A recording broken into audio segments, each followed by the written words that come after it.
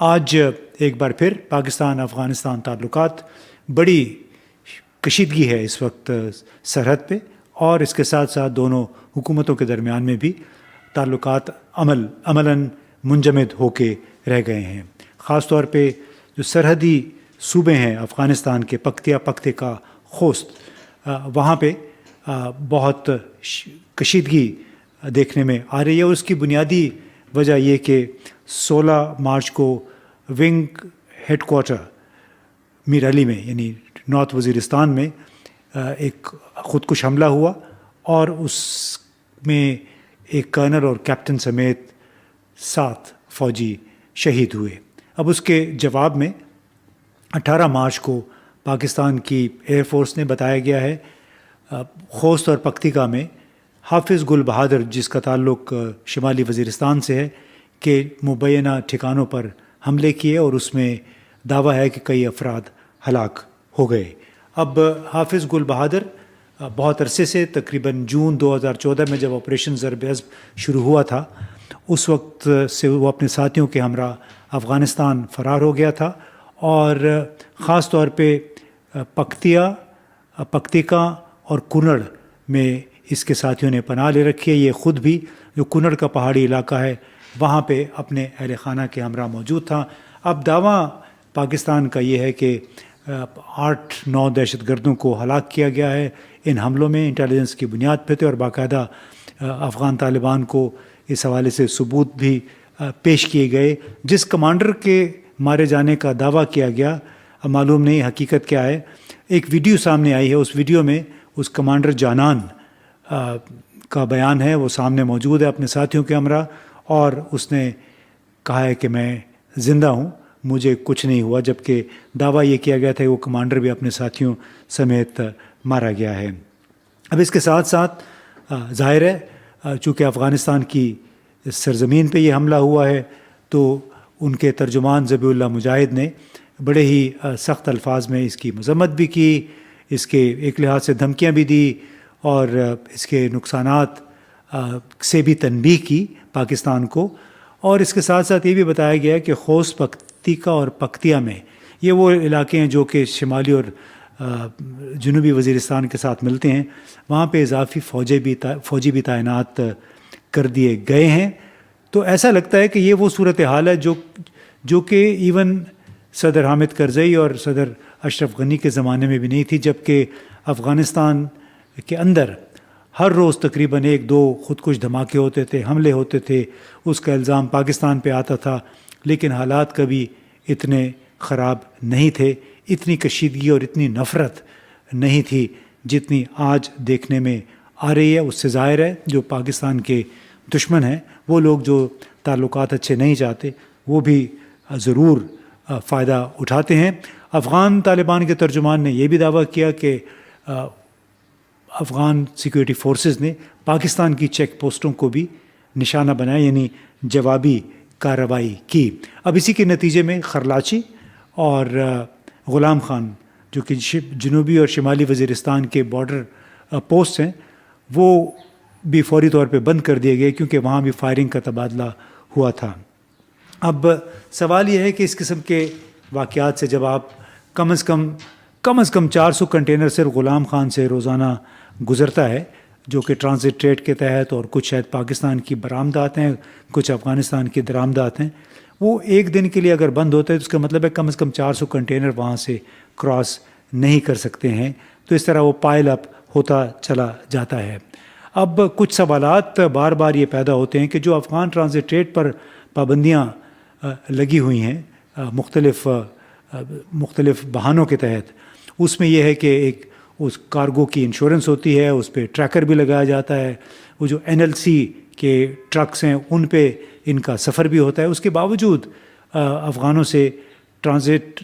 Cargo کی ایک bank guarantee بھی مانگی جاتی ہے، یعنی $50,000 مالیت کا اگر کنٹینر ہے تو کہا گیا کہ آپ $50,000 نیشنل بینک آف پاکستان میں جمع کرائیں گے، کارگو افغانستان پہنچے گی، اس کے بعد پھر آپ کو وہ پیسے واپس کر دیے جائیں گے۔ اس کے ساتھ ساتھ ایک اور مسئلہ جو پاکستان اور افغانستان کے درمیان شدید کشیدگی کا باعث بنا، وہ تھا گزشتہ سال جب کہا گیا کہ یہاں 11-12 لاکھ غیر ملکی افغان غیر قانونی طور پہ مقیم ہیں اور انہیں واپس جانا ہی ہوگا۔ اب تک کے اعداد و شمار کے مطابق کوئی 6 لاکھ کے قریب افغانوں کو باقاعدہ راستے سے بھیجا گیا۔ تو سوال یہ ہے کہ باقی جو ہمیں بتایا جا رہا تھا کہ 5-6 لاکھ افغان ہیں وہ کہاں گئے؟ اب محسن نقوی صاحب نئے وزیر داخلہ نے ایک اور کارڈ پھینکا ہے، اور وہ یہ ہے کہ 30 اپریل کے بعد کوئی 8,80,000 کے قریب Afghan citizen card holders Pakistan میں مقیم ہیں، انہیں بھی افغانستان واپس بھیجنے کا سلسلہ شروع کیا جائے گا۔ کیوں؟ اور اس کا نتیجہ کیا ہوگا؟ اس کا نتیجہ ظاہر ہے نفرتیں بڑھیں گی، غصہ بڑھے گا، اور پاکستان کے حوالے سے جو نفرت انگیز جذبات ہیں ان میں یقیناً مزید اضافہ ہوگا۔ اب اس تمام کا براہ راست اثر پھر دونوں طرف سے جو ٹریڈ ہے، بائی لیٹرل یا جو ٹرانزٹ ٹریڈ ہے، اس پہ اثر ہوگا، کیونکہ اس سے کوئی ہزاروں خاندانوں کا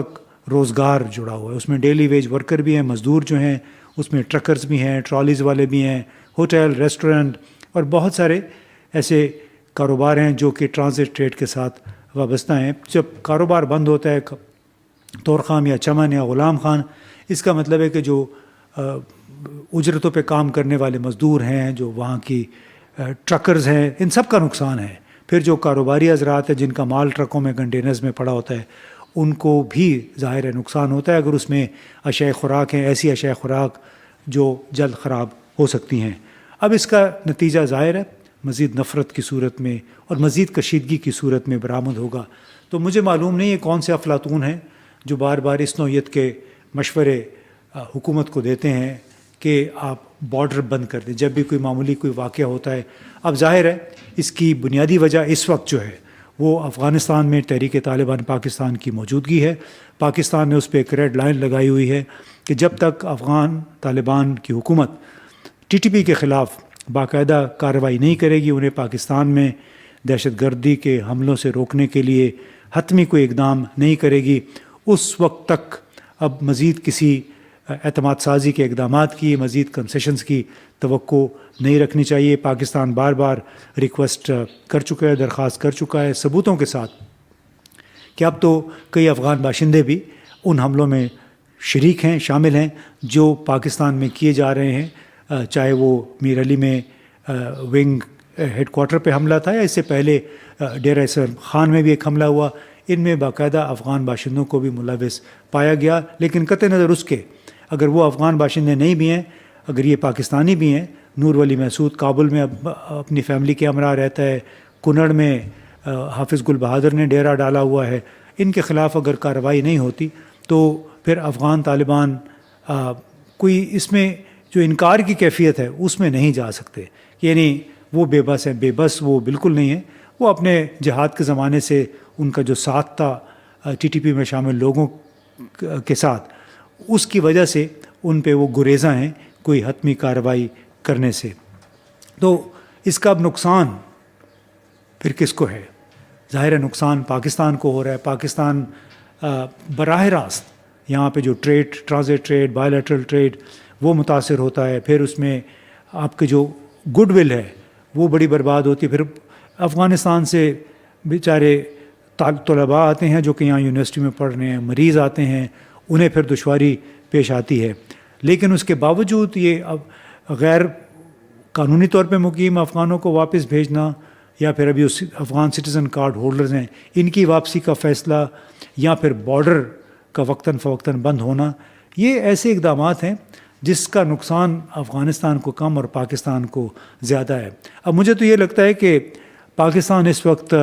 جو ہائبرڈ وارفیئر کے مکمل نشانے پہ ہے، یعنی ہائبرڈ وارفیئر یہ ہوتی ہے جہاں پہ آپ کسی ملک پہ چڑھائی کی بجائے اقتصادی ذرائع سے، سیاسی ذرائع سے اس کو نقصان پہنچاتے ہیں۔ کبھی نسلی لسانی فسادات شروع ہو جاتے ہیں، کبھی دہشت گردی کے حملے ہو جاتے ہیں، جس کی وجہ سے اس ملک کی تمام تر توجہ ترقیاتی اقتصادی کاموں کی بجائے ادھر مرکوز رہتی ہے۔ تو لگتا یہ ہے کہ پاکستان کو ایک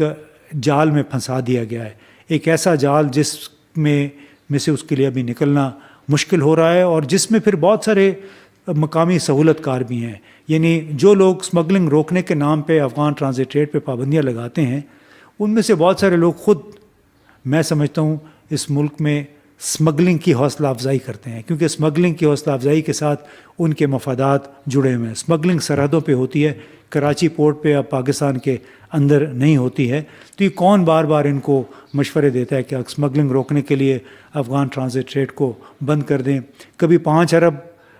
کی مالیت ہوتی تھی اس کی، ابھی وہ 500 ملین رہ گئی ہے کم ہو کے. اسمگلنگ نہیں رکی، اسمگلنگ ویسی کی ویسی جاری ہے. دہشت گردی بھی اسی طرح جاری ہے. اور سوال یہ کہ کیا آپ ایک دو اس طرح جوابی کارروائیاں کر کے ہم دہشت گردی کی پیش بندی کر سکتے ہیں؟ بڑا مشکل لگ رہا ہے. ہمیں یہ لگ رہا ہے کہ جو پاکستان کے دشمن ہیں، جو پاکستان میں امن نہیں چاہتے، وہ لوگ جو چین کے دشمن ہیں اور مسلسل وہ اس طاق میں رہتے ہیں کہ کس طرح یہاں پہ عدم استحکام پیدا کیا جائے، بدامنی پیدا کی جائے. تو یہاں پہ جو جیو پالیٹکس ہے، غالباً پاکستان اب اس چکر میں پھنس کے رہ گیا ہے. اس کے 3 بڑے مہرے ہیں، انڈیا ہے، امریکہ ہے، چین ہے. اور چین چونکہ بیلٹ اینڈ روڈ انیشیٹو اور سی پیک کے ذریعے یہاں پہ قدم جما رہا ہے، بہت ساری انویسٹمنٹ چین نے کی ہے، اور کچھ ملکوں کی خواہش ہے کہ یہ انویسٹمنٹ یہاں نہ ہو، چین کو یہاں پہ موقع نہ ملے قدم جمانے کا. اور وہ ایک ہی طریقہ ہے کہ اس ملک کو، اس خطے کو مسلسل عدم استحکام سے دوچار رکھیں. جب عدم استحکام ہوگا، انسیکیورٹی کا احساس ہوگا، تو ظاہر ہے یہاں پھر کوئی غیر ملکی سرمایہ کار اس طرف کا رخ نہیں کرے گا. اب جو خوست میں خوست اور پکتیکا میں پاکستان کی ایئر فورس نے حملے کیے، اس پہ معلوم نہیں چین کا کیا رد عمل ہوگا، کیونکہ چین کا بنیادی فلسفہ ہے پرامن بقائے باہمی، دوسرے ملکوں کی علاقائی سالمیت جو ہے اس کا احترام، نان انٹرفیئرنس یعنی عدم مداخلت. اور وہ بار بار تمام ملکوں کو مشورہ بھی یہی دے رہا ہے کہ جو کام امریکہ نے 9/11 کے دہشت گردی کے حملوں کے بعد کیا، یعنی انہوں نے 15,000 کلومیٹر دور بیٹھے جو دہشت گرد تھے افغانستان میں، عراق میں، ان کے خلاف فوج کشی کر دی. یہی کام اب اسرائیل نے بھی کیا ہے کہ حماس کے خلاف جو کارروائی ہے کہ اس کو غزہ سے مکمل طور پہ نکال دیا ہے، اور کوئی 2 ملین سے زیادہ فلسطینی بھی بے گھر ہو گئے ہیں. تو چین کی بار بار یہی درخواست ہے تمام ممالک کے ساتھ کہ آپ وہ کام نہ کریں جو امریکہ نے 9/11 کے بعد یعنی 21-22 سال پہلے شروع کیا تھا، اور اس کی وجہ سے دوسرے ملکوں کی بھی حوصلہ افزائی ہو رہی ہے. تو ہماری بڑی شدید خواہش ہے، اپیل ہے کہ جتنے بھی معاملات ہیں افغانستان کے ساتھ، اس کو تشدد کے راستے سے، طاقت کے استعمال سے اور ان کی ٹرانزٹ ٹریڈ یا ویزا پابندیوں کے ذریعے یہ معاملات حل ہونے والے نہیں. ہمیں اس پہ غور کی ضرورت ہے کہ کیا جیو پالیٹکس کے زیر اثر ہم کسی